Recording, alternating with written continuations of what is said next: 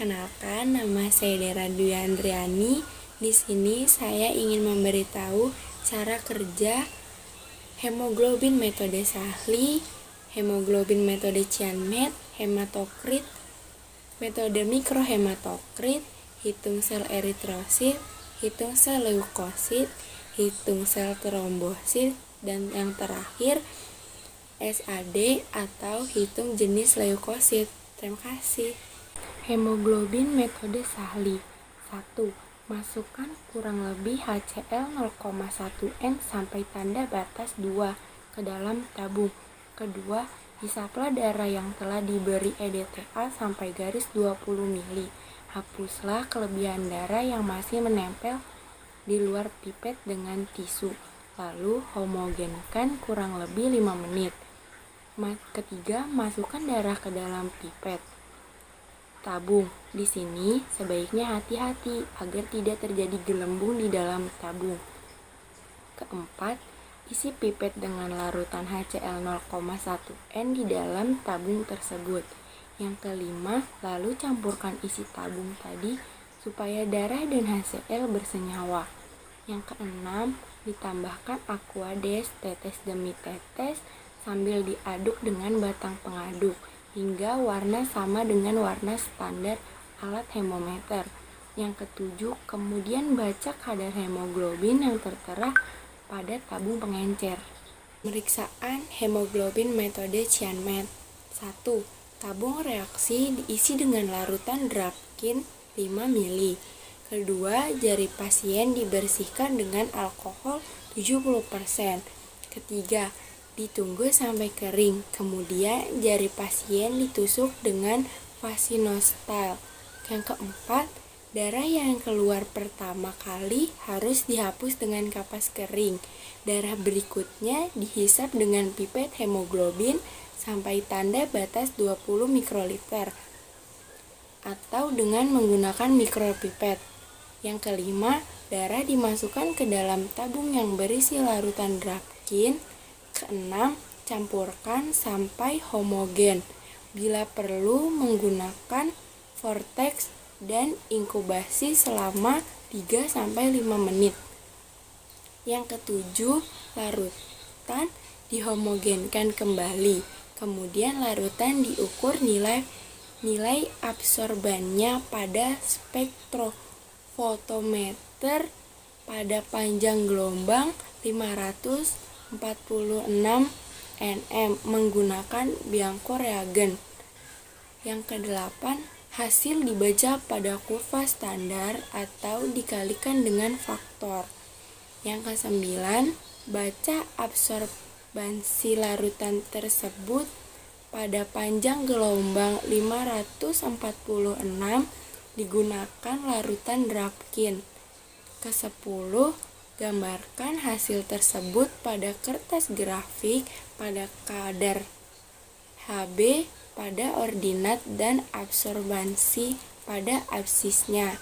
Ke-11, tentukan titik dari nilai rata-rata dan rata-rata hemoglobin. Kemudian tarik garis dari titik tersebut melalui titik 0.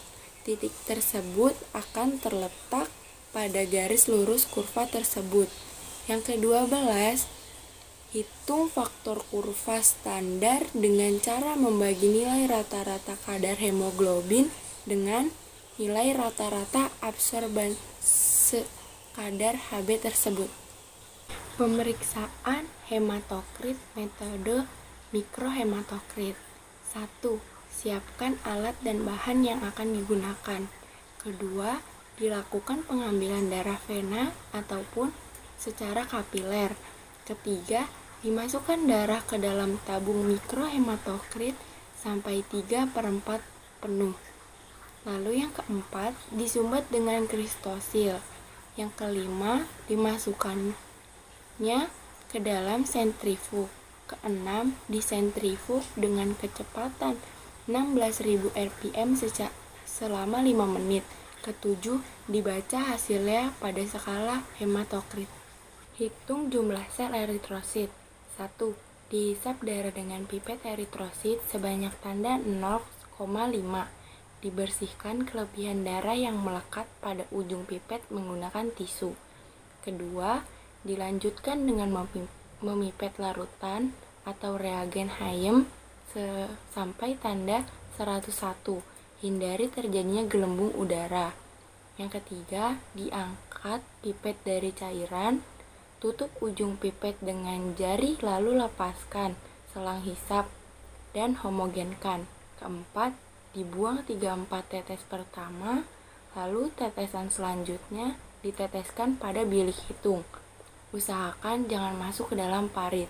Kelima, kemudian diendapkan di atas cawan Peter yang berisi kapas basah selama 2-3 menit. Yang keenam, lalu diamati dengan dihitung semua eritrosit di bawah mikroskop yang terdapat 5 bidang yang tersusun dalam 16 bidang kecil. Hitung jumlah sel leukosit. Yang pertama, dengan pipetoma leukosit, hisap darah sampai tanda 0,5. Kedua, bersihkan sisa darah yang melekat pada ujung luar pipet. Yang ketiga, hisap larutan truk sampai tanda 11. Jangan sampai terjadi gelembung udara. Yang keempat, lepaskan karet penghisap, pegang pipet dengan ibu jari dan telunjuk. Yang kelima, homogenkan dengan gerakan membentuk angka 8 sebanyak 3 kali.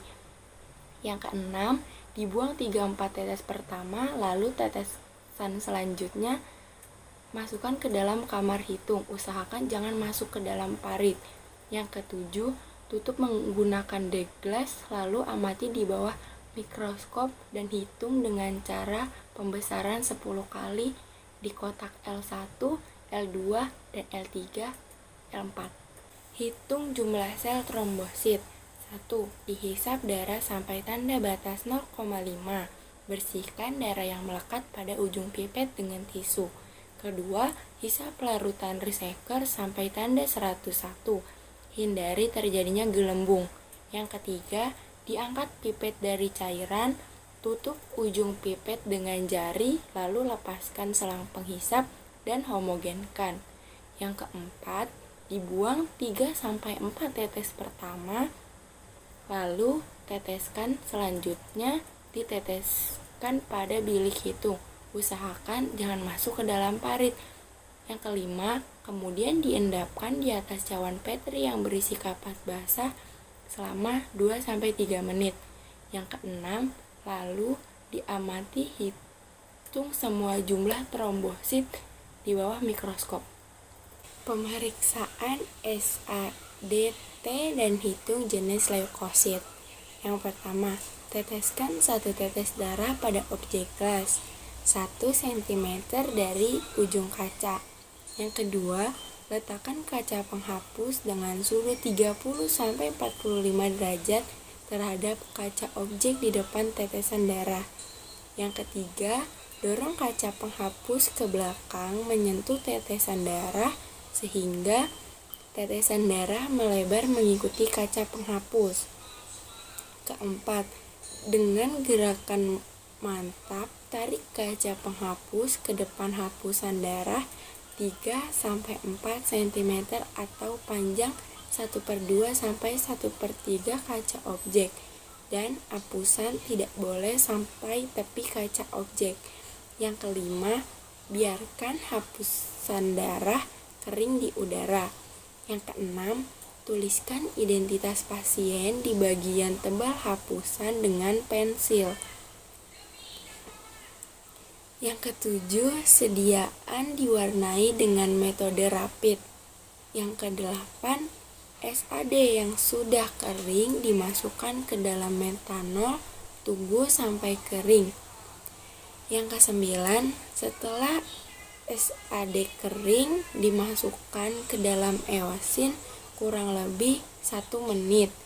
Yang ke-10, masukkan ke dalam methylene blue kurang lebih 1 menit. Setelah itu dibilas dengan air, dikeringkan dengan tisu.